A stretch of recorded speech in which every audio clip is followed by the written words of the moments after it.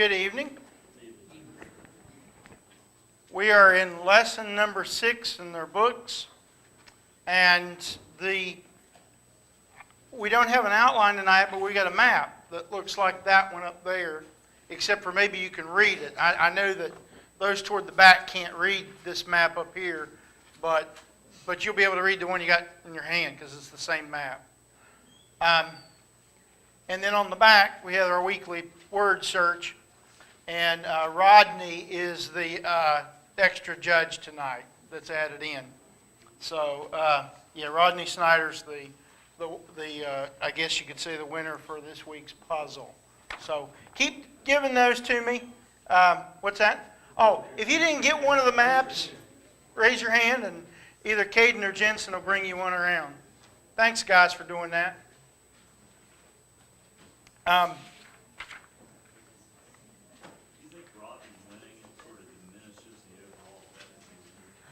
Well, I don't know. The only requirement was you hand me a puzzle with your name on it, and so. Well, no, I didn't check him. I'm not that hard up to do it. I just, he could have even missed a word, and I wouldn't have checked it that close. But then again, I don't check anybody's that close. So, but man, if you'd known it would be that much grief, wouldn't you, Rodney? You wouldn't have turned one in. Anyway. But if you do want to turn one in to get a chance for your name to be in the weekly puzzle, get those to me on Sunday, either morning or evening. I want to spend a couple minutes on the map because it's going to figure into what we're looking at tonight. Tonight's lesson is Joshua, Judges, and Ruth. And the book of Joshua is the crossing over of the Jordan River and going into the Promised Land and the division of the Promised Land. And like I say, look at your map, and then I'm going to walk up here and kind of point out a few things to you as we take about 5 minutes and do this. As you can see, the red, of course, on your page are the towns listed that are where the different judges are from that are going to be later on in the next book we look at. So this covers the division of the land. It covers the judges. And also this particular map has some of the major prophets listed in the town they're from. That's just kind of a bonus. It's not exactly what we're looking at tonight. But just the basic orientation of the Promised Land, as you can see, we have the Dead Sea down here at the bottom, and then of course the Sea of Galilee, or the Sea of Chinnereth, as it's called in the Old Testament. It's also called the Sea of Gennesaret and the Sea of Tiberias. Those are 4 names, all for the same body of water. The Old Testament name, though, is Chinnereth. And so all of those we typically call, most often, the Sea of Galilee. And then, of course, between the Sea of Galilee and down here to the Dead Sea is the Jordan River that pretty much traverses the length of the land of Israel. In the wilderness wanderings, of course, they would come down, down here at the bottom off of our map is where Mount Sinai is. And the way they would have come up is they came up around past Edom. Because if you remember, if you look at it in the text, Edom does not allow them to go through their land. And they have to bypass around Edom and go around to the outside. They go around and they come up through here, and then they cross. Of course, there's Jericho.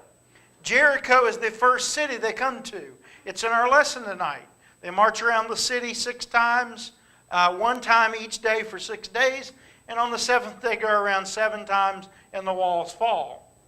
And so right there being the Jordan River, they would have crossed over to Jericho. Some places that are going to be important throughout the rest of the Old Testament and even the New Testament. Of course, Jerusalem is right up here in the edge of Judah and right next to Benjamin. And Bethlehem is just a little south of that. And Bethlehem being, where, of course, Jesus was born, where David is from, where King David is from. And so you have that.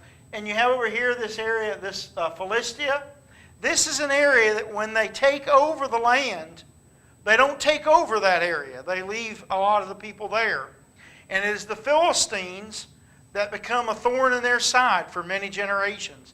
It is the Philistines that David fights against.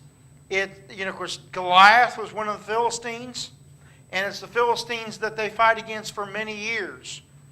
Because they did not follow through and take out all the nations like they were supposed to, they ended up having some pockets of nations that are there.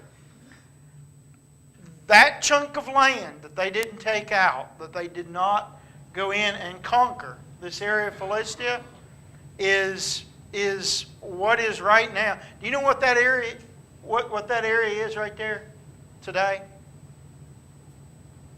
That is where the Palestinians live today. You know, the Palestinians, the West Bank and the Gaza Strip, the Palestinians that are constantly bombing the Israelis, and the Israelis are dozing over their neighborhoods and all the fighting back and forth. That's where they reside, right in there. And of course the Gaza Strip, the little area of Gaza, that area. Why it's called the Gaza Strip? Because a lot of this through here is desert. But this area right here along the coast is fertile, and because of being along the sea, they're able to irrigate, desalinate, and those things, and make that area inhabitable. Whereas, so it's an area that's kind of a strip of land that's between the mostly desert area of right here and the Mediterranean. And so that is the Gaza Strip you hear about on the news, and where the Palestinians live. And of course, this is the approximate area where all that is. And so they're still having problems in 2016 with the people that they did not drive out of the land like God told them to back in that day and time.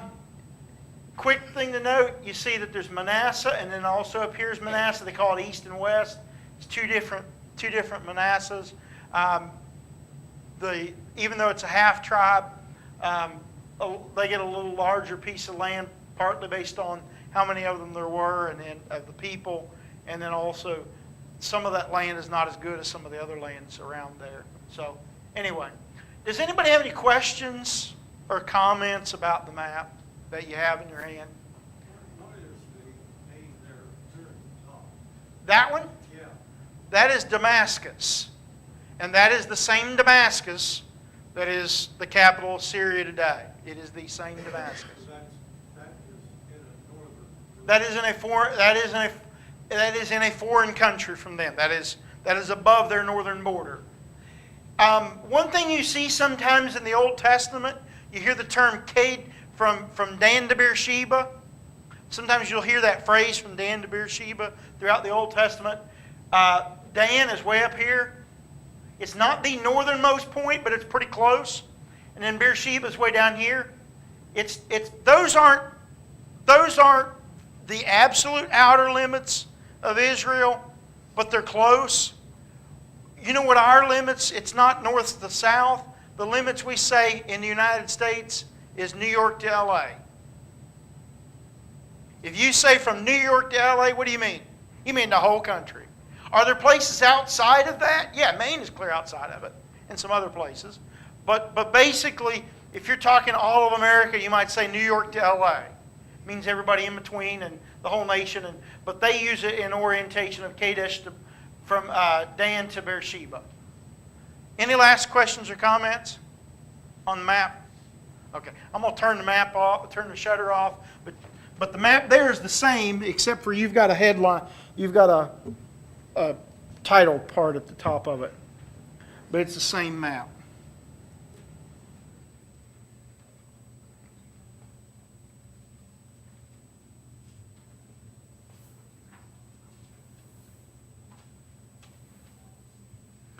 Now, when we look at the outlines that we have, or the books that we have there, you go through the text, and he covers the three books of Joshua, Judges, and Ruth. And I think this is probably one of the best lessons that the author of our text has done. He does a really good job of condensing these three pretty good-sized books. And what you notice is, and like I say, Most of you have read this at home, so I won't go back through all of it. But the beginning of Joshua is the conquest of the land of Canaan. They cross the Jordan River on the dry land. You notice that God stops up the Jordan River and they can cross on dry land, much like Moses parted the waters on the Red Sea, and they could cross on the dry land across the Red Sea. It's interesting that the wilderness wandering began that way, and the going into the promised land began in a very similar fashion with Joshua as the leader. It's set apart that Joshua is the same kind of leader with the same kind of ability and with the same backing from Almighty God that Moses had. It's an immediate endorsement from God on behalf of Joshua. And so Joshua leads the people into the land, and we know that when they go into the land, Joshua has sent a couple spies into the town of Jericho, and those spies look the city over and come back and report. And remember, the spies stayed with an individual, with a lady, Rahab, and her family, and she was able to help hide them and redirect the people that were looking for them. And in the course of that, they were saved. They were rescued. And to pay her back, they told her to put a scarlet thread from her window, and that the dwelling that they were in would not be destroyed when they came in to take over the city. And so Rahab was rescued. Rahab finds her way into the lineage of Jesus. We know about Ruth being the great grandmother of David. That when you look at the genealogies, that Rahab was in the genealogy of Obed, and Boaz and Jesse, and also David. And so Rahab was an ancestor of Jesus as well, a few generations back before David. And so she becomes a part of the Israelites, the same as Ruth would do a little later on. They come into the land, and when they come into the land, there's a map on page 67. And that map on 67 has them, and like I pointed out on the map up there, and the one you have, that they crossed the Jordan River and went into Jericho. Jericho was the first city they came to, and then Ai was the second city they came to. And if you'll notice, basically what they did was they split and went in different directions, some to the north, some to the south, and that's the way that they took over the land. They did that, and then they settled the land in the way that we saw on the page that you have. And so they went through those places. They had immediate success at Jericho. The second place they went, to Ai, they didn't have success. And why was that? Well, you remember why it was? Because Achan was the man that they told. God told the people that you're to keep nothing, none of the goods, none of the spoils. You're to give them to God, to put them in essentially the treasury, for anything you get from Jericho. And no one was to keep anything individually for themselves. And so Achan did that. He took a nice coat, and he took some money, and he took that and he buried that under his tent. And when they went to go to Ai, and they got beat, and they cried out and complained and said, well, what do you do? Well, they cast lots, and they came down to it, and oops, it was Achan. And Achan admitted what he had done. And so it showed that everyone's obedience was important. Not just most of the people, not just 99% of the people, but 100% obedience.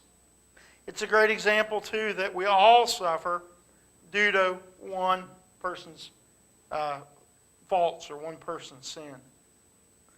And so they go and they further go and they divide the land.